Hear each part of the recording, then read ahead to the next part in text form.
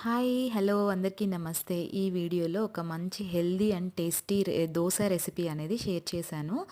First మనం వచ్చేసి ఒక కప్పు ఓట్స్ అనేది నానబెట్టుకోవాలి. ఓట్స్ ఒక హాఫ్ అన్ అవర్ నానితే సరిపోతుంది.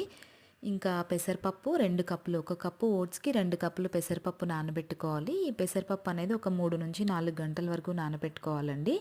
ఫెర్మెంటేషన్ కూడా ఏం అవసరం లేదు. ఈ నానబెట్టిన వాటిని మనం ఒక మిక్సీ జార్లో తీసుకొని టేస్ట్కి తగ్గట్టుగా సాల్ట్, కొంచెం పచ్చిమిర్చి, అల్లము వేసుకొని ఇలా మెత్తగా దోస పిండిలాగా చేసుకోవాలి. ఇప్పుడు వచ్చేసి మనం దోస వేసుకోవచ్చు. దీనికి ఫెర్మెంటేషన్ అవసరం లేదు, ఇన్స్టెంట్గానే వేసేసుకోవచ్చు.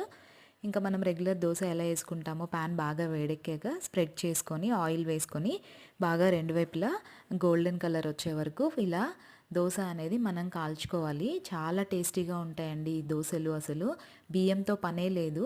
ఇప్పుడు చాలా వరకు బియ్యం వాడడం అనేది తగ్గించేసాం కదా అందరము, వెయిట్ లాస్ అని ఇంకా ఏదైనా ఒక హెల్త్ ప్రాబ్లమ్స్ వల్ల.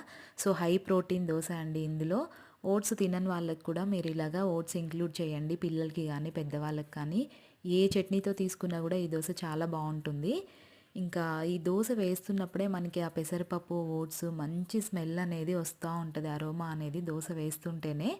చూడండి, ఏ చట్నీతో తిన్నా చాలా బాగుంటాయి. పైన క్రిస్పీగా కొంచెం మెత్తగా సూపర్గా ఉంటాయి. ఎప్పుడూ ట్రై చేయకుండా ఉంటే ట్రై చేయండి డెఫినెట్గా. వీడియో నచ్చితే లైక్ చేయండి, షేర్ చేయండి, ఇంకా ఛానల్ని సబ్స్క్రైబ్ చేసుకోండి. Thank you.